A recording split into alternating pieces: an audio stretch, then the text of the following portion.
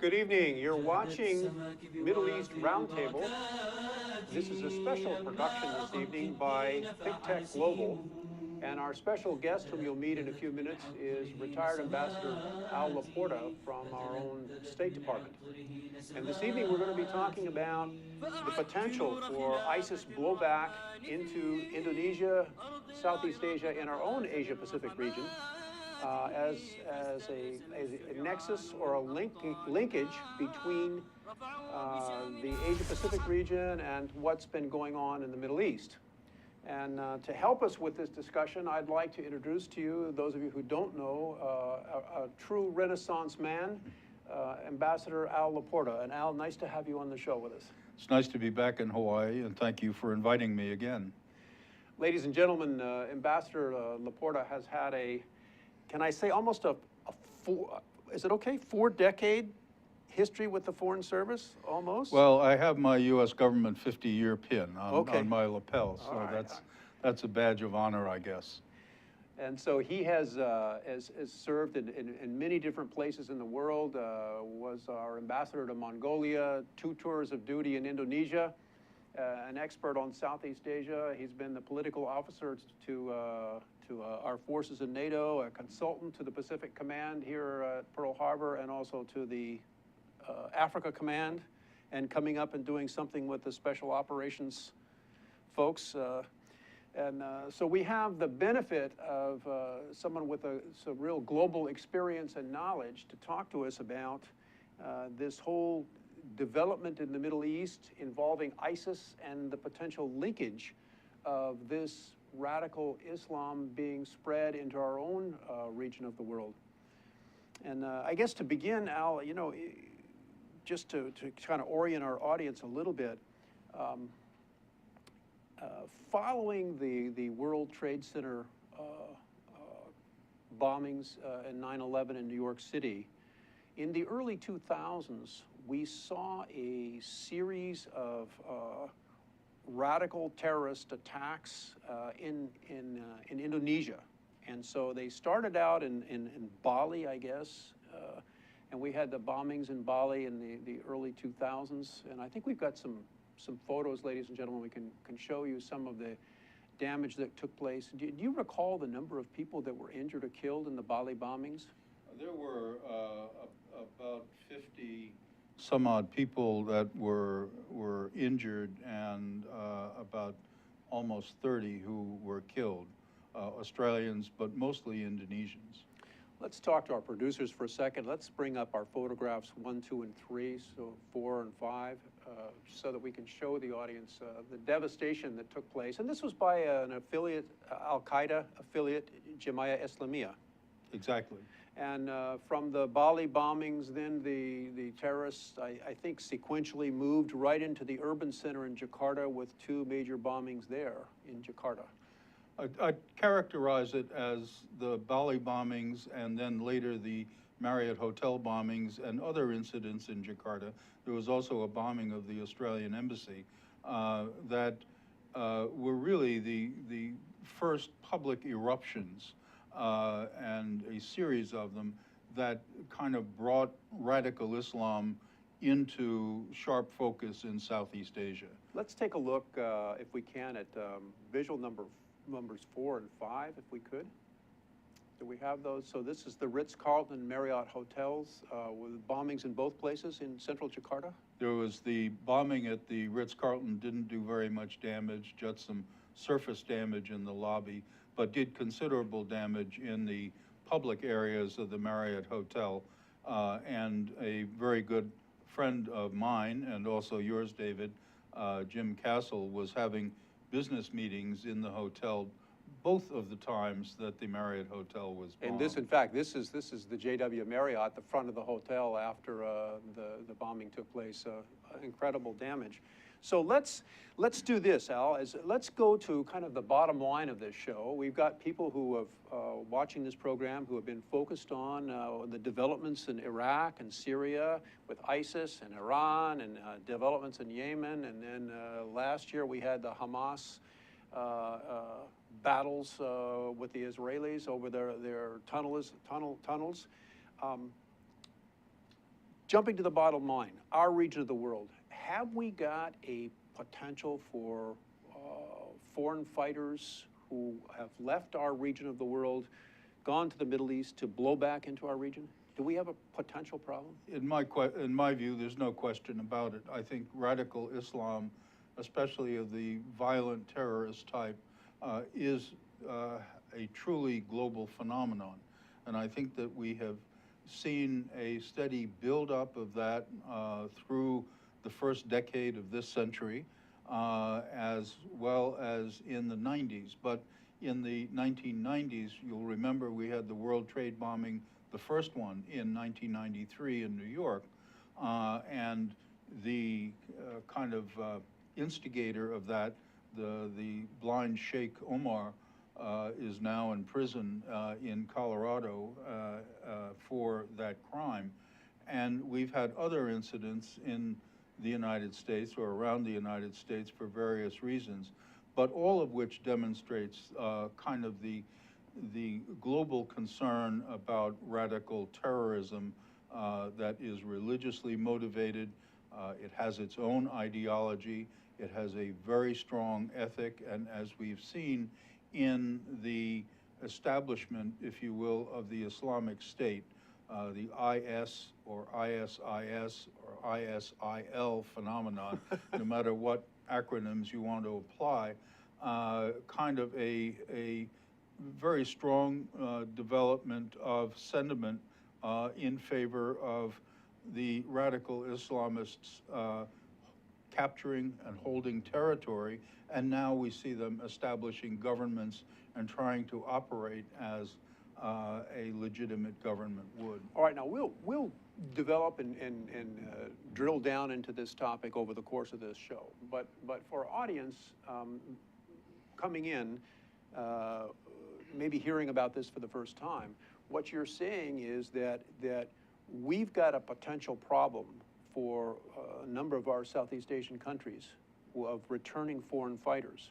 And if we could have our production staff, would you put up visual number 9 for our folks here, and let's talk about this picture that shows the origins of foreign fighters coming into Iraq and Syria, and maybe just comment on this. Well, Al? I think that this schematic, courtesy of the Washington Post, I might add, Okay. they did a terrific job in showing the sources of foreign fighters that are flowing into Syria and also Iraq, which is kind of the nexus of power of the Islamic radicalism in terms of establishment of an Islamic State. We see very large numbers of people coming from North Africa.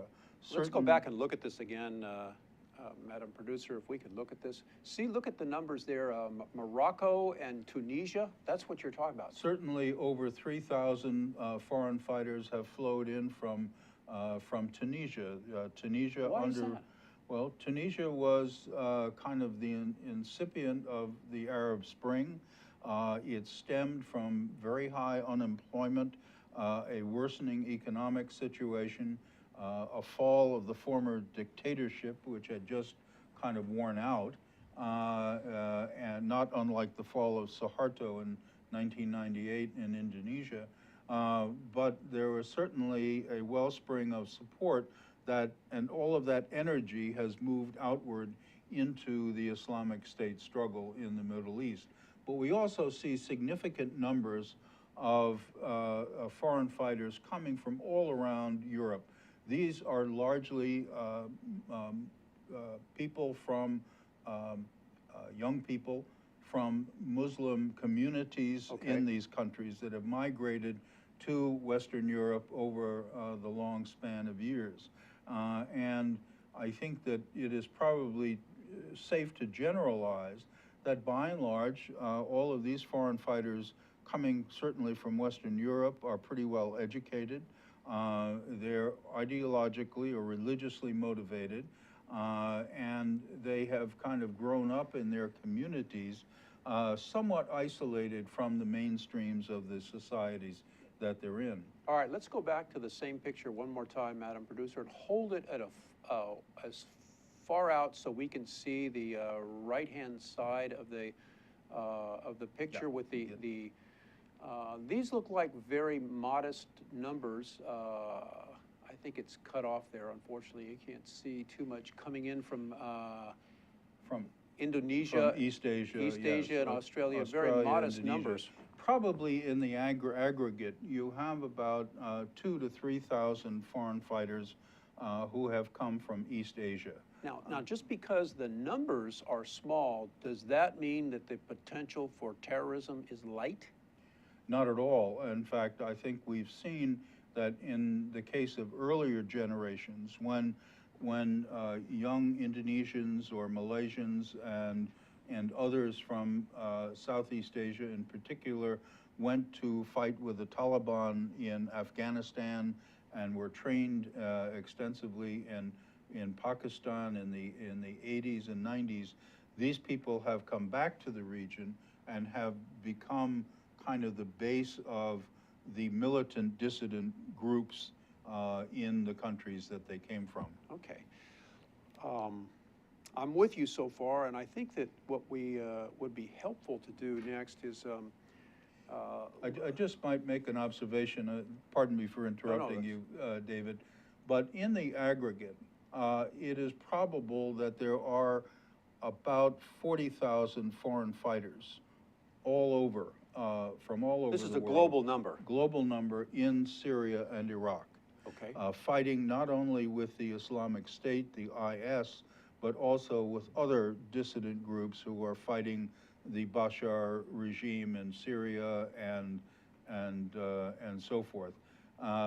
But about, in the aggregate, about 2,000 of these come from East Asia. So the number is considerable. The overall number of foreign fighters is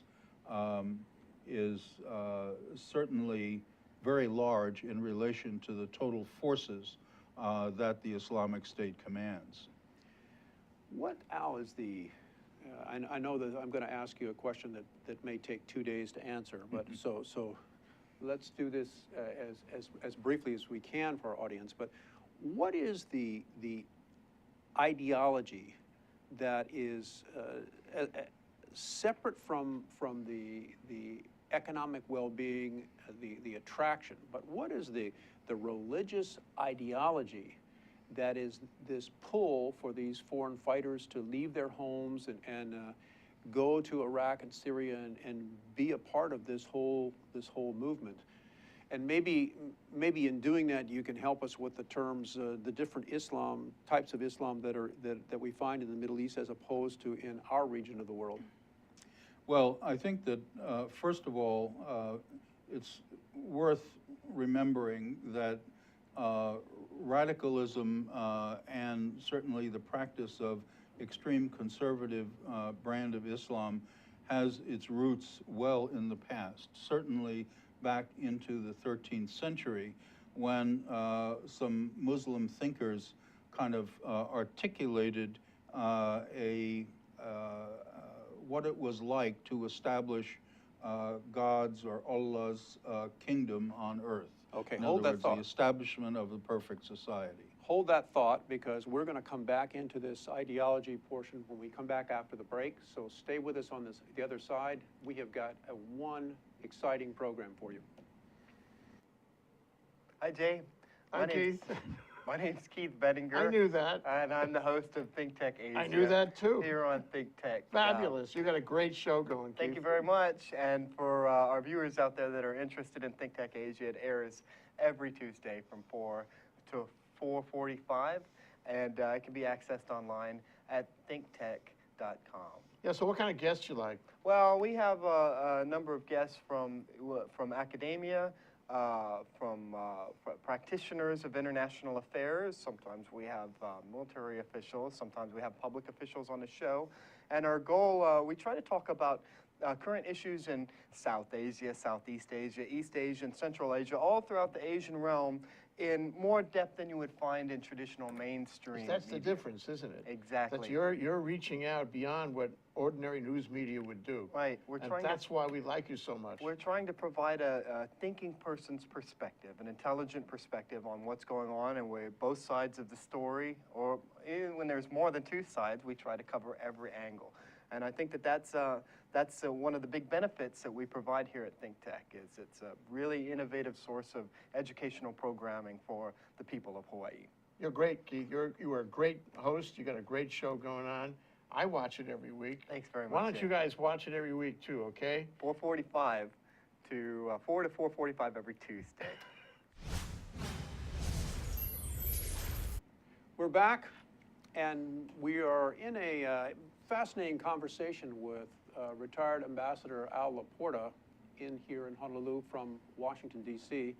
And right before the break, Al, you started to talk about the ideology that's attracting these foreign fighters coming from all parts of the globe, including a number of our Asian countries, to fight with ISIS and other terrorist groups in the Middle East. And why don't you finish your comments on ideology there? Because I think it's important the audience understand the religious ideology in a general sense. There is a long historical tradition in Islam that has not been a major strain, I might add, but certainly has been there, that calls for very strict adherence to the precepts of the faith in terms of how God's rule and God's nature is reflected in the temporal world. And there has been, has grown up, a body of thought that was first articulated by Abdul al-Wahhab in the Saudi Peninsula, and I think we're all familiar with the term of Wahhabism, which signifies to most people that this is a very strongly conservative brand of Islam that is absolutist in nature, that it was basically unforgiving and regulates all aspects of an individual's life, and indeed regulates all aspects of society. So this is like a throwback to the 7th century. Well, Abdul Wahhab lived in the 18th century. Right. He died about 1790. But his philosophy, the theology, is looking back at a time where you go before the Western Enlightenment, that's for sure. Yes, and one of the attributes of the Islamic radicalism is to look back to the original application of Islam as it existed in the 7th century. And so could we put up photograph number 8 to show the audience there? There's a term for this called originalism, but the effort of jihadis in the main, especially those who lean toward the very conservative end, is to measure what life was like and what the intention of the Prophet was in the 7th and 8th centuries, and to adopt those practices today. So the caliphate that was just reflected on the screen shows the extent of what was called the Abbasid Empire that was centered in Baghdad in about the 8th century.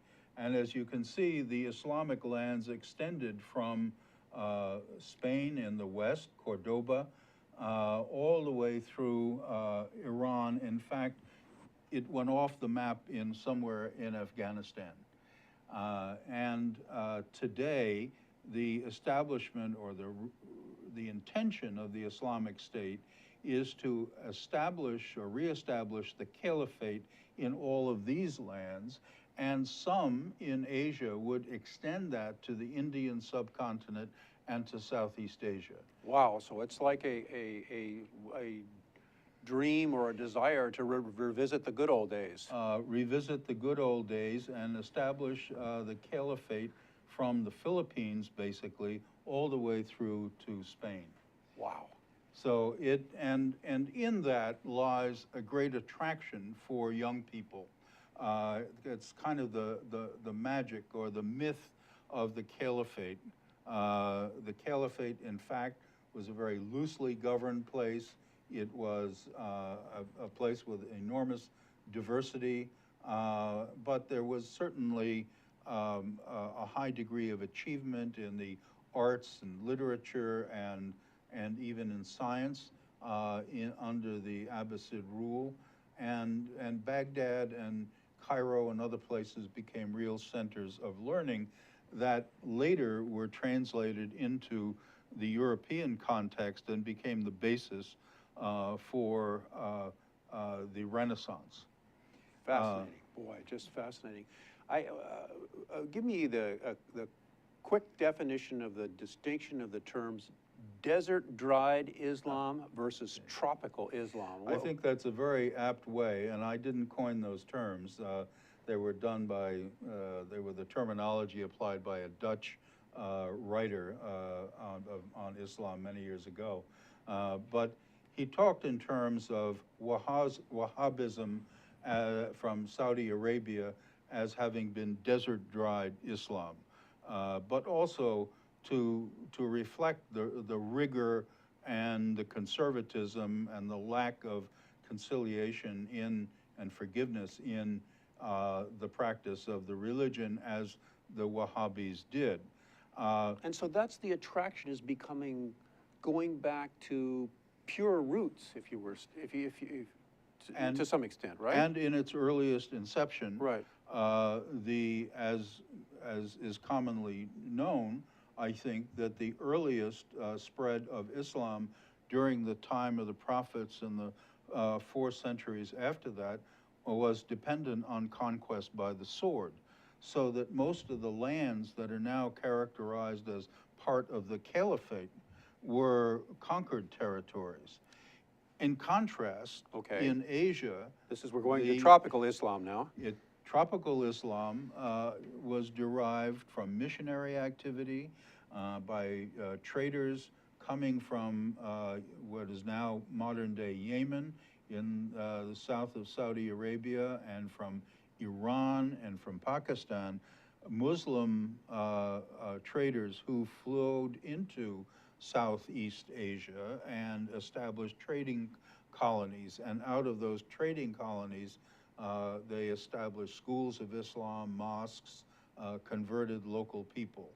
And in Indonesia in particular, both in the British and Dutch colonial experience there was really a struggle of this kind of gentle spread of Islam with kind of the desire of the Dutch and of the British to establish Western religions. And so we have to never forget that the spread of Islam in the Middle East was a violent, warlike conquest over peoples of different religions, the Christians, the Jewish people that were living in those areas.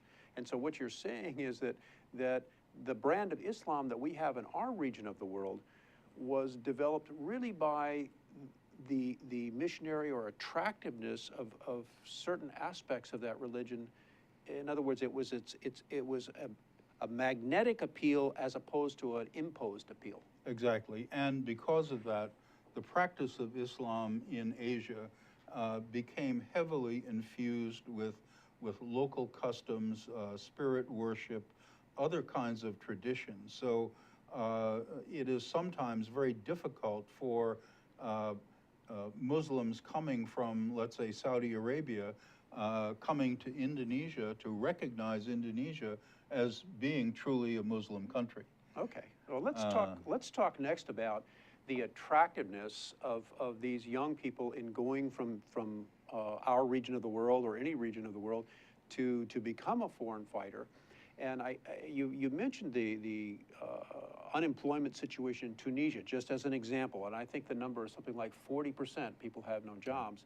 But I want to focus next upon what is it that is so attractive about this imploding violence and mess in the Middle East for young women, and before you get into this, ladies and gentlemen, we want to play a video for you, and just to see this.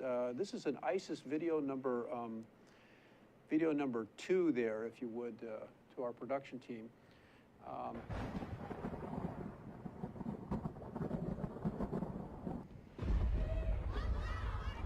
I think this photography very well kind of shows kind of the desire for originalism, to return to life as it was to the extent it can be replicated or known at the time of the Prophet. A time With the exception of the AK-47s. With the exception of the AK-47s, but undoubtedly there were other weapons during those years. But it is a very strict tenet of the Islamic State that women should be completely covered. Okay.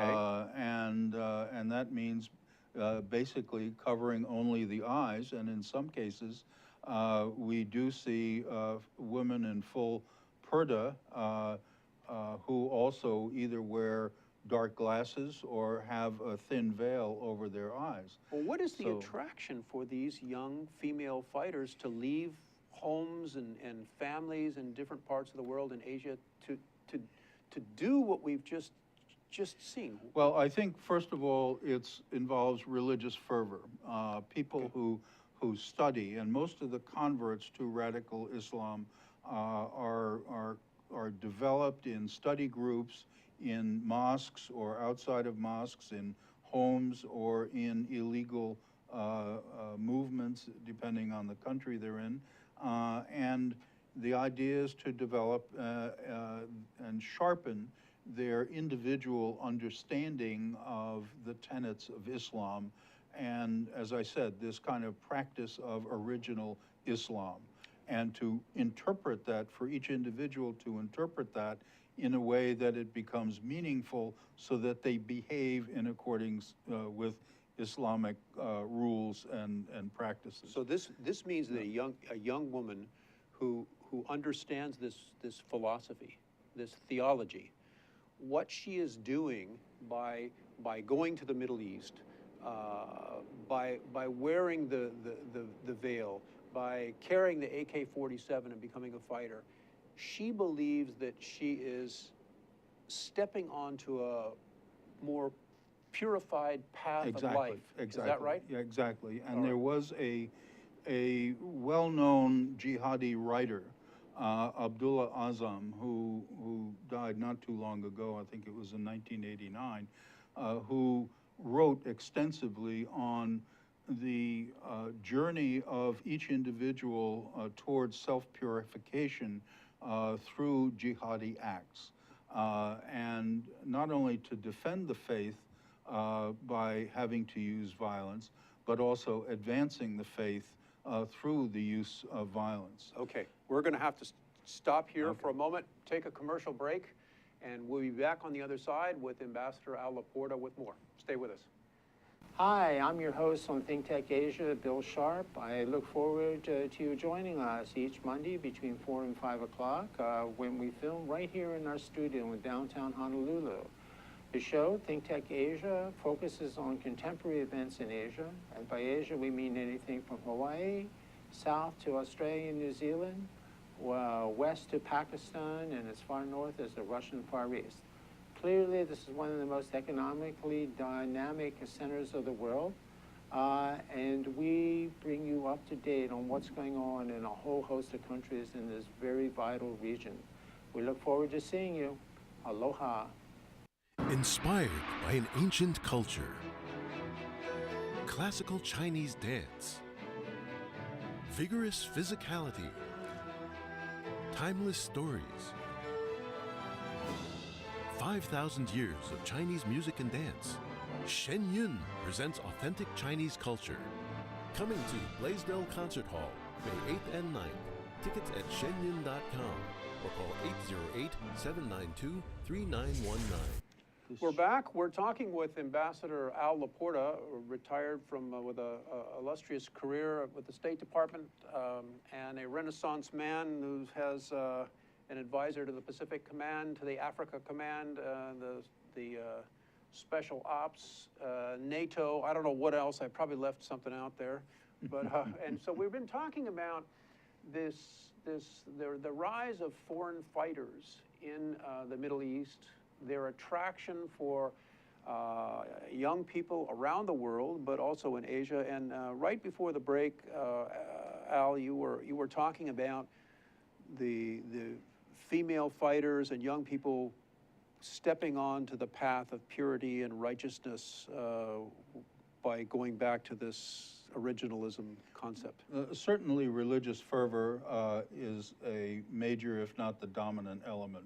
There's also the lure of the caliphate itself, the idea to be associated with the reestablishment of a caliphate that has its own kind of mythology and own place in Islamic teachings and Islamic lore.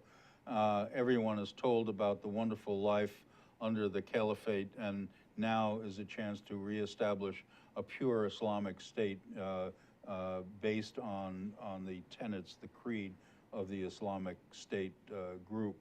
But also, it provides a sense of belonging.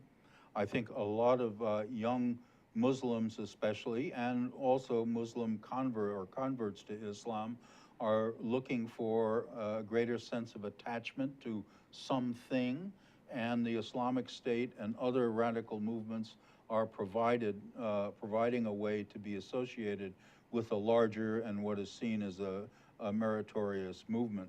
And then lastly is the economic push.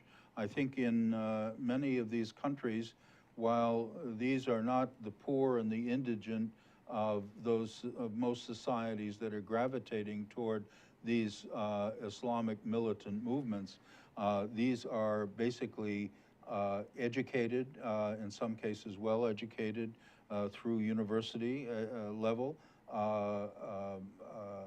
people who have gained an appreciation and of the tenets of Islam and want to be associated with it. So they're not just the kind of poorest people in society who are attracted to that. However, it is worth noting that in the case of the Islamic State, which has roughly 70,000 soldiers total, that they do pay their troops. So this isn't a freebie. So there's a salary incentive for exactly. going to join, especially for young people who don't feel they have the economic opportunity where they want. Right. Before the downturn in oil prices late last year, the Islamic State was paying their armed cadres about $2,000 a month. And for others who join the Islamic State movement who don't serve as soldiers, they may serve as administrators or civil administrators in civil society, because the Islamic State does have a government, an established government, and operates government agencies and does provide services to the people in their territories. They do pay salaries for the people who work for them. Ladies and gentlemen, this concept of paying salaries is a direct relationship, as I understand it, to the fact that the ISIS, Islamic State, is a government, has territory, imposes taxes, tolls, and customs, and has an income. Exactly. So, and they're being organized. So let's shift our discussion now from the kind of the background or underpinnings, and let's go back and focus in Southeast Asia. And how about if we bring up visual number 10, map of Southeast Asia, give us a real quick overview of what do we got for terrorist groups or cells that are present in Southeast Asia. This would be visual number 10, Madam Producer. And what do we have for cells or groups in Southeast Asia that would provide a base or like a fuse that could be lit by a returning fighter? Well, I think, first of all, in Indonesia, as you correctly started at the beginning, in talking about the Al-Qaeda, Jemaah Islamiyah sponsored bombings and other incidents that occurred early in the last decade, basically, the movement has kind of moved on. kind of fast forward, to 2015, 2016, and we're finding that the Al-Qaeda movement that was fairly well directed, if not by Osama bin Laden, by a number of his field lieutenants, has now become very fractionated, has become very decentralized. Now that has pluses and minuses attached to it. It may not be as potent a force across the board in terms of causing, let's say, a government in the region to fall because of its pressure, or to make wholesale changes.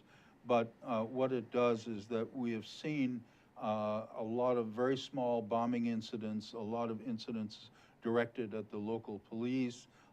We've seen that in the Philippines, for example, there's pretty much of a concern with what's going on locally with the establishment of the Bangsamoro Republic in the southern Philippines, as distinct with kind of global jihadism in the Middle East.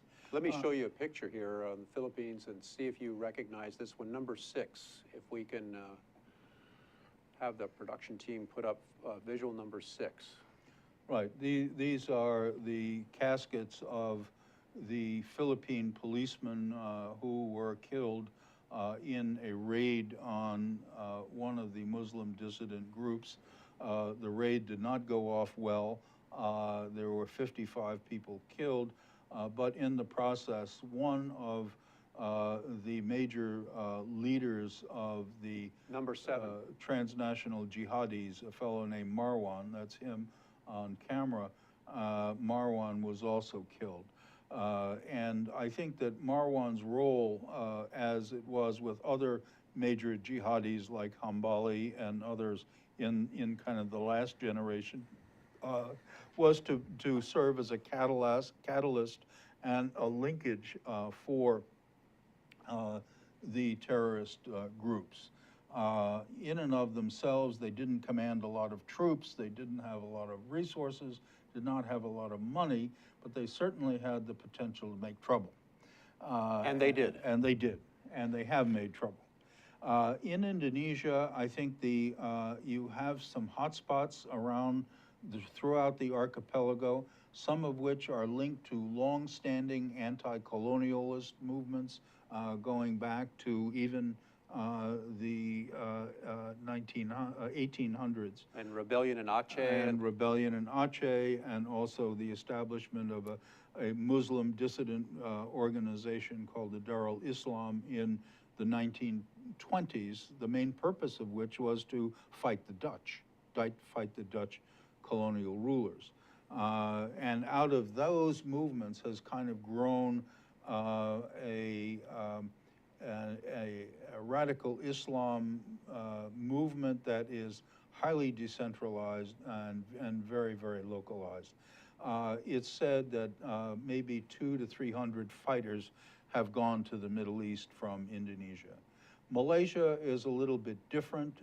You have not had kind of militant movements per se fighting the Malaysian government. It's more been urban based, and cadres have supported militant acts in Indonesia. There's also a number of jihadis being watched very carefully in Singapore.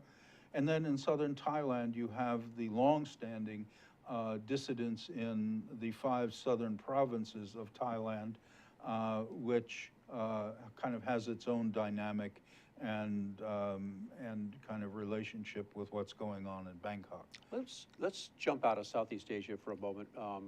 But you were going to mention something about Burma. Chechens. The Chechens. I was going to mention, well, Burma. Let's do Burma, and then we'll do the Chechens real fast. In extreme western Burma, along the Bangladesh border, of course, a large population of mainly displaced Muslims called the Rohingyas. The Rohingyas are being really pressed by the Burmese authorities, the police and military, but it does not appear that they have kind of contributed to the foreign fighter flow in any significant way. There may be a few who have joined the fight in the Middle East, but not many, because they're under such pressure locally. The Uyghurs in China are yet another example. In Western China, you have a very large dissident movement among the Muslim population in Xinjiang province. And it's estimated that about 800 Uyghur men and women have joined the fight in the Middle East, in Syria and Iraq. And this has great potential for major disruption in the future. Al, we're running out of time, and I got to squeeze in one more question here, and that has to do with what do we do? What do we advise other governments? What do other governments in the region do about this foreign fighter problem in the Asia-Pacific region, or indeed elsewhere around the world? We know that President Al-Sisi of Egypt and also Ali Hirsi Ayan, the scholar at Harvard, have both talked about a reformation needed of the Islamic faith. Real quick, what's your advice? You got 30 seconds. My advice is that it is very difficult to conceive how a, quote, reformation, such as a Martin Luther type reformation, could occur in the Islamic world. There are many reasons for that, but I think it is difficult to see how the people who are truly wedded to the establishment of a pure Islamic state and a pure Islamic society would settle for anything that compromises with Western liberalism and democracy and nationalism and other things. So bottom line, we're going to have this for a while. What while. we're talking about is de-radicalization, needed measures in many of these countries to improve livelihoods, improve the educational systems, get responsible Muslim leaders and preachers and teachers to basically preach against violence and say basically that violence is antithetical to the interest of the core interest of the faith, and to try to work intellectually to kind of spread the idea that this kind of violence that's being pressed by armed groups, militant groups, not only in the Middle East, but also in Africa, such as Al-Shabaab in the East Africa, Boko Haram in West Africa, that these activities are not consistent with the welfare of the Muslim community as a whole. We're out of time, and Al, I wanted to thank you on behalf of Middle East Roundtable for joining us. Ladies and gentlemen, we're going to show you a video to wind up this program of some tanks, ISIS tanks, just to remind you that these folks are well equipped and well financed. And wait until they start flying the planes that they have. all right. Thank you and good night.